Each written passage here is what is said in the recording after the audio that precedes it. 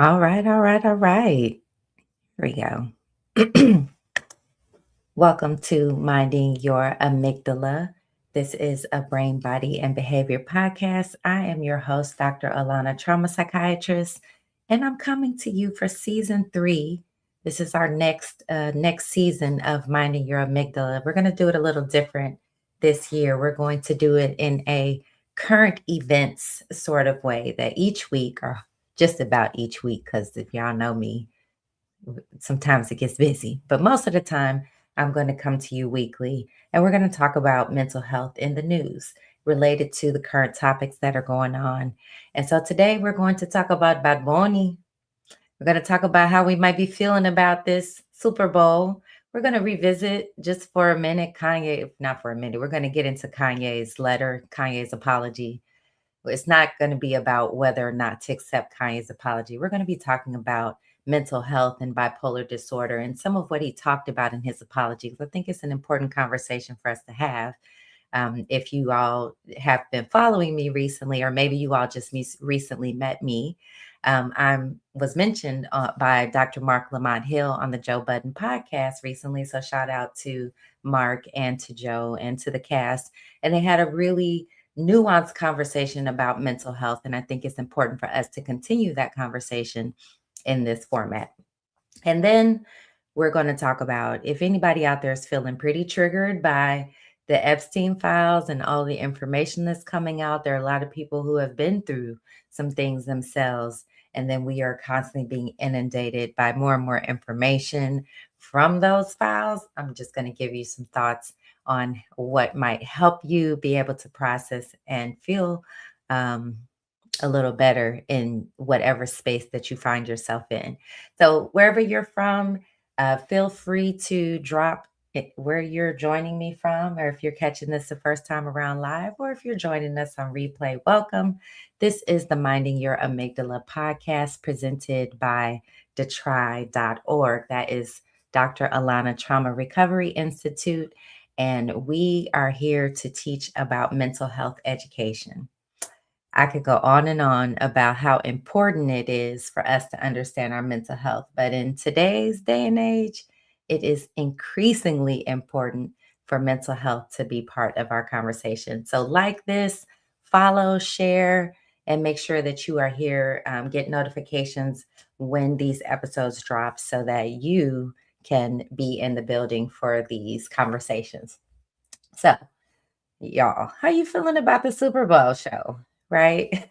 two competing, two competing experiences, um, two competing experiences that people have had, and it's very interesting to watch things and watch how differently people react to certain experiences. I watched the Bad Bunny concert surrounded by a football game. um, we're not even gonna go into the football game, but I'm happy for Seattle. I'm happy for them. So let's just say Bad Bunny's concert was, or his historical artistic expression was the moment of the night, at least for me.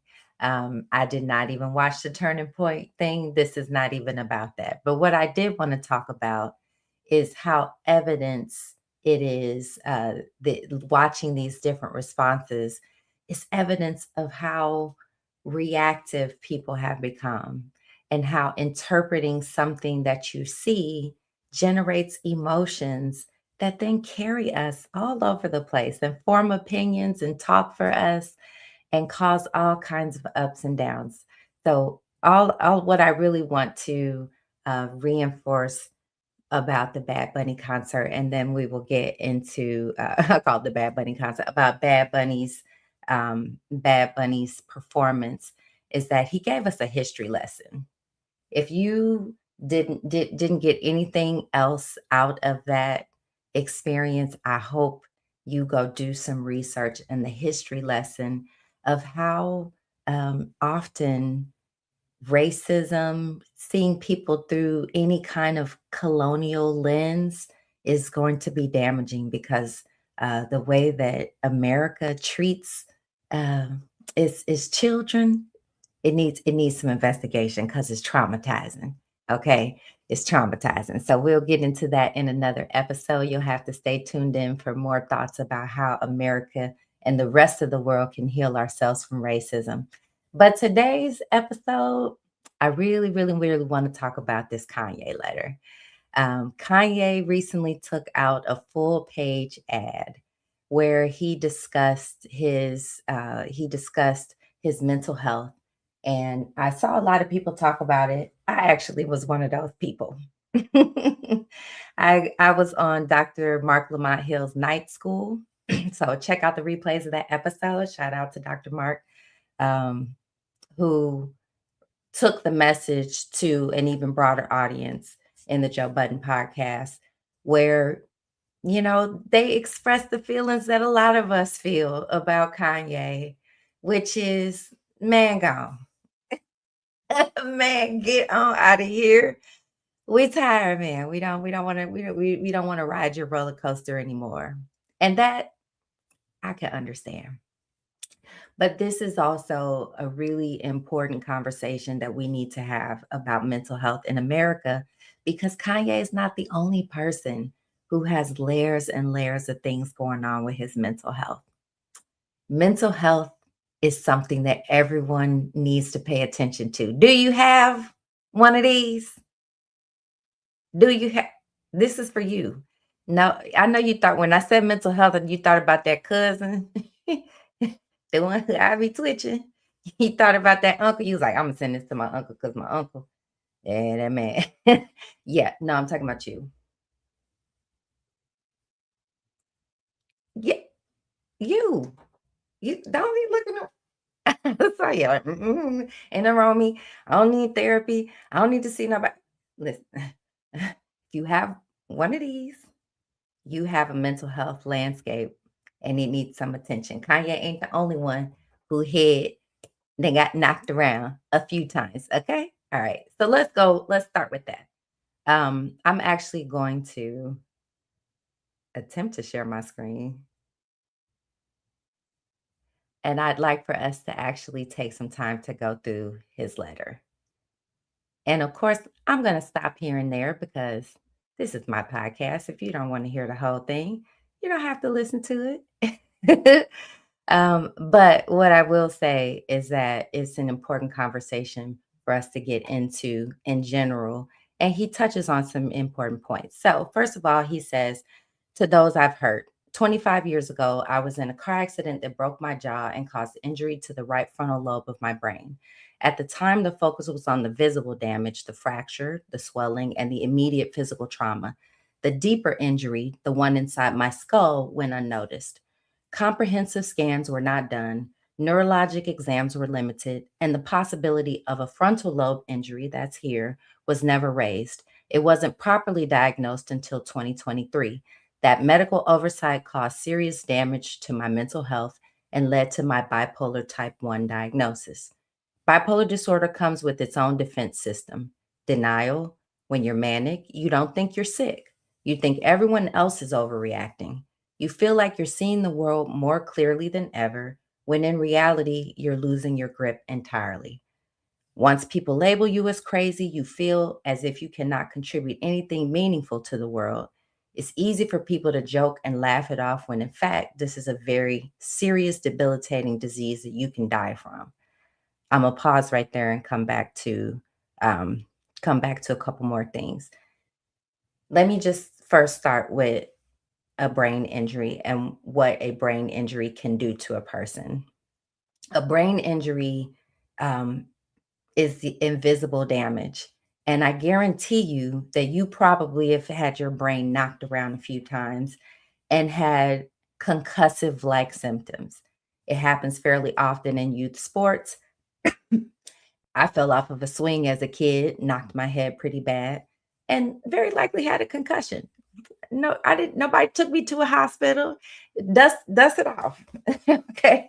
Like, a lot of times these things happen, they pass right under the radar, and a lot of them are not worked up. But when you have a car accident, in particular, the type of car accident that he had, because we know he was speaking through the wire in the first song that we really that went big for him, he had had a severe enough injury that his jaw had been broken. That means that very likely there was some impact. And your brain is the consistency of jelly sitting inside of your skull. If you've ever seen a brain outside of the skull, it's probably been, treated with formaldehyde and other things that make it firm. But in you, normal human you, that brain is in there jiggling around and it's held in place by some tissue, some very firm tissue, and then you have your skull surrounding it. So a car accident, absolutely, especially if the head ricochets forward or backwards, can cause some brain damage. These are not, and we're talking about, I'm guessing 20 something years ago. This is not something that was very often worked up immediately. And certainly we don't know independently what was diagnosed, what he was told. But as his behavior may have changed, it may have been interpreted. When you have frontal lobe damage, think about how a person acts when they are drunk, because alcohol turns down the input of this frontal lobe. Okay, your frontal lobe is your CEO. It's your wisest mind. It's the part of your brain that's supposed to make high level decisions and plan and strategize, and also help you to resist temptation to act irrationally or impulsively. That's this prefrontal cortex. When you drink alcohol, or when you have a brain injury, or that could be from boxing or wrestling or football or whatever, if that area of your brain is impacted, oh, like frontal temporal dementia, as observable in your news cycle every day, then you will start to see people acting out and having behaviors that are difficult for their families to manage. And it may look like mania, it may have looked like bipolar disorder or disinhibition. We saw Kanye have a few different meltdowns. Recently in the Nightcap interview, I referenced when he kind of blurted out about George Bush after Katrina, but I was with him on that one. But what it still could have been related to uh, uh, disinhibition, not holding a thought or being able to think about, is this the right space to say it? Is there something that needs to be said right now? But I meant to reference when he broke down about Kim, when he was running for president, when, some of the, we've seen some serious acting out at times that can also, as a psychiatrist, I'm like, I can see mania. I've listened to long form interviews when he was on Piers Morgan, and I was like, why would you all give this man this microphone when he is in a rambling, tangential state? But because we are so uninformed about mental health, and a person who has unlimited resources and not a lot of people who are going to tell them no, yeah, we have far too long avoided an important conversation about the layers of mental health. And he, again, using Ye as an example, yes, is there narcissism there? Is there possibly personality disorder there? Is there, he said Asperger's at one point, or autism spectrum. He's cited several things. At this point, I'd say it's very hard to know because there's layers. You listen, I used to listen to his music. I'm choosing not to do that anymore because I really just want him to go somewhere and heal. So I'm not going to give him any of my money, but I will give him this message of love, that when people are in these states, it is true that they, all the layers of who they are, whether it's genetics, and they're having the psychological storm in on night school. Dr. Mark asked me about, is it possible for someone who is experiencing a manic episode to not, before they weren't racist, they weren't, doing any kind of strangeness, and then switch into something that's so extremely different from who they are as a person? Yes. Unfortunate to say, and many people have not been inside of inpatient psychiatric units, but I would promise you right now, there is someone there who's a wonderful mother, father, family member, friend, daughter, sister, cousin. And when they are in a state of unwellness, they can be ugly, mean, accusatory, paranoid, difficult to control. And many times this is happening for people in our lives. This is just like everyday people. And you're like, what is happening to this person? Why are they? And again, as he stated in his letter, and then we'll go back to the letter, the lure of the state of mania is often that it opens up the mind to creativity. It opens up the mind to feeling connected to spirit and God on a deeper level than your average person walks around in every day. And a lot of times they can be feeling like they're getting insights and channeling experiences that other people don't understand. And so in that state, people who paint, they can paint some of the greatest paintings that they may come back to, like, I don't even remember doing this, but produce something, insights and artwork. And for Ye, it's music, but it's also design and creativity and other things that he's used to create products and make money.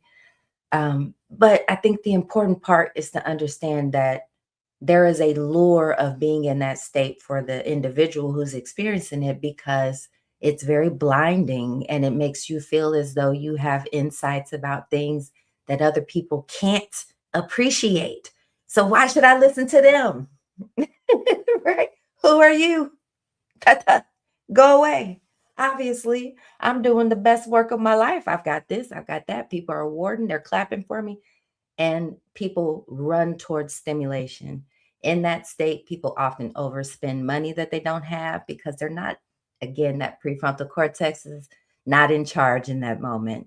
They gravitate towards impulsive things like driving extremely fast, or having sex with someone that they don't know, or going out and doing drugs and things. And you're like, what?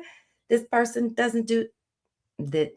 In that chemical storm state, a person can often be dragged towards that. And then when, in the unfortunate situation I think we've seen Kanye in, when the people around you uh, justify and reward your worst impulses towards yourself and to other people, you often will find yourself in a bad place.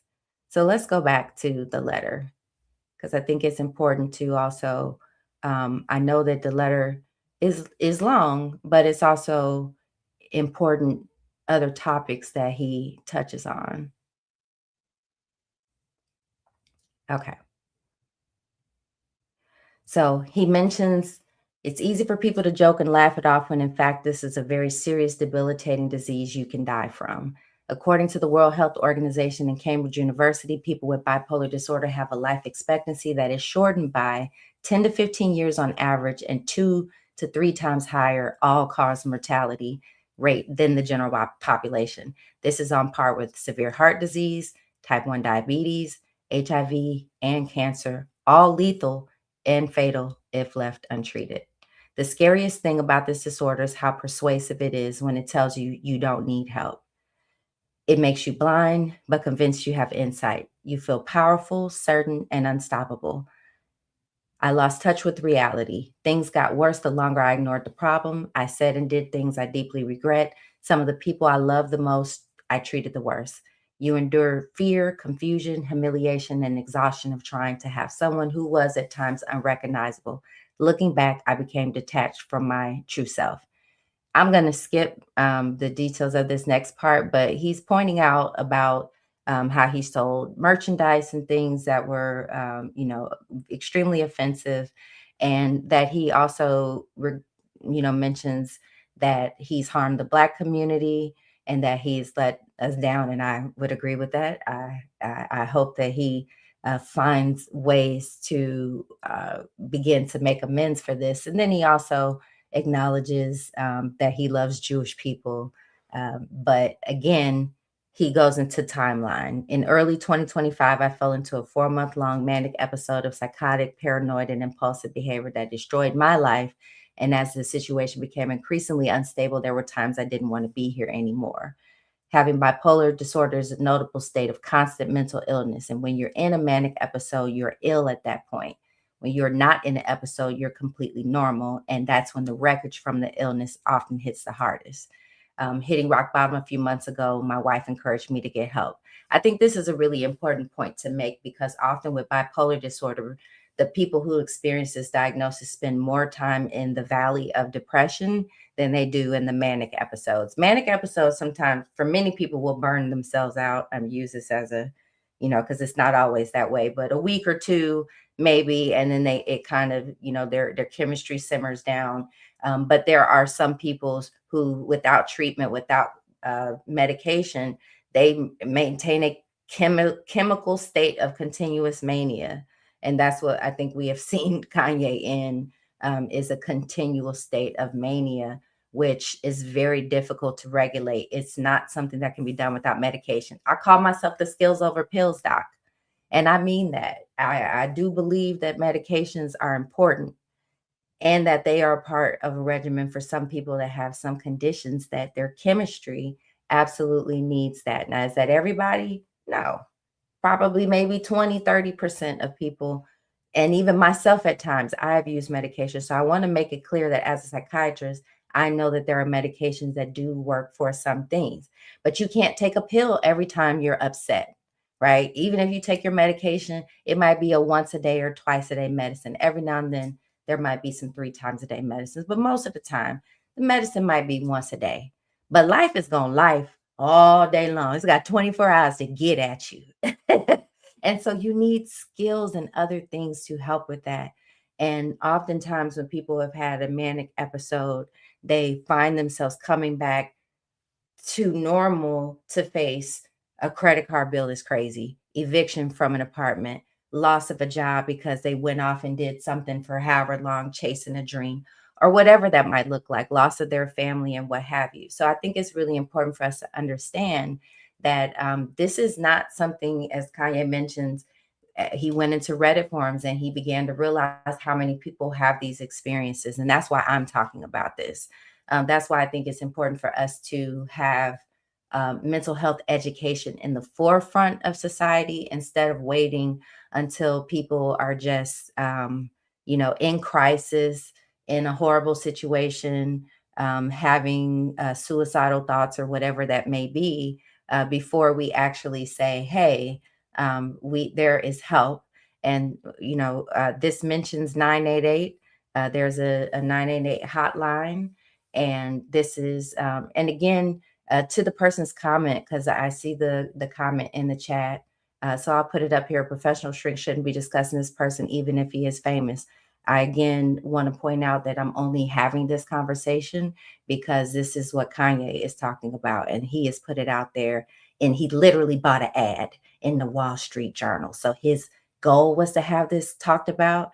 And I think that what he is doing is actually quite bold and brave to put it out there. Now, again, I'm not saying that we just forget about the things that have been done, but I'm saying that we need to have a very real conversation about what mental health is, and that everyone has some struggles that are going on, and that we need more empathy in our society. We need more people who are able to appreciate that these conditions arise from our brain and our biology, and that we can help not only ourselves, but other people to be more healthy by making mental health not something that's stigmatized, like, ugh, it's so gross that he or she has it, or we shouldn't even talk about it. While we're not talking about it, people are suffering from it and dying from it. And so I do not accept that we can't have these conversations in a healthy way. And Kanye actually put this information out there for us to have this conversation. So thank you for joining. And again, you don't have to like it, but somebody needs this information. So once again, I hope that this gives some context, because I know even in the discussion that I was able to have on night school, it wasn't enough time to really try to put out there a deeper appreciation and understanding of all the layers of what a person is going through when they're experiencing brain injury. Traumatic brain injuries is something that we're beginning to see more and more in our not just in our military veterans, but in our football players and our professional athletes. And so now we're having these conversations about what happens when there are injuries that are invisible that we can't see. So, once again, this is the Minding Your Amygdala podcast. And the last thing that I'm going to drop for you, and I won't go too deep into this topic because there'll be future chances and opportunities for us to talk about it. But several people hit me in the private chat about what do I do with all of this anxiety that I'm experiencing because so many people are talking about SA in the Epstein files. Because if it's hard to miss it at this point. If you turn on the news, they're talking about this, and the details of it are absolutely horrific. And you can see and hear how much it's affecting our elected officials who are going through and reading these files and actually learning the extent of the horrific behavior that Epstein and his billionaire friends and colleagues engaged in. And it is triggering, especially for people who have survived, people taking advantage of one's body, taking advantage of one's uh, anything, right? And so there's been several people who have asked me, like, "Well, Doc, what do we do? What do I do? What do you do?" Because I too am a survivor. I challenge you to turn anxiety into action. Anxiety is when your amygdala, that part of your brain that creates your emotions, is very good at showing the worst possible case scenario and throwing fear and throwing negativity and throwing all of the worst case scenarios into your mind, waking you up in the middle of the night, keeping you from sleeping, and talking to you in that background, or sometimes not in the background, in the forefront. But what I'll tell you is that the best way to channel that anxiety is into action. Think about something that you could do in your life right now to help things go a way that you want it to go. So for me, I channel that into action. I channel that into challenging, especially in Texas, reminding people to get out the vote. We're getting ready to start early voting on the 17th through the 27th in Texas. Everybody get out on March 3rd and vote in the primaries. And that's what I've been challenging myself to do. Go Jasmine Crockett, the Congresswoman Crockett. I believe we need an attorney in the Senate to help hold these people accountable. That's just me. Whoever you vote for, get out and vote, right? These are the ways that you take the tension that can be brought back up from all these conversations and turn it into something that's good in your life, something that can move the ball forward every day, a tangible win. Even if it's a small win, it's still a win that moves the ball forward. So I'll close that out for today. I hope that that helps you, and I'll catch you for the next episode of Minding Your Amygdala podcast. Take care.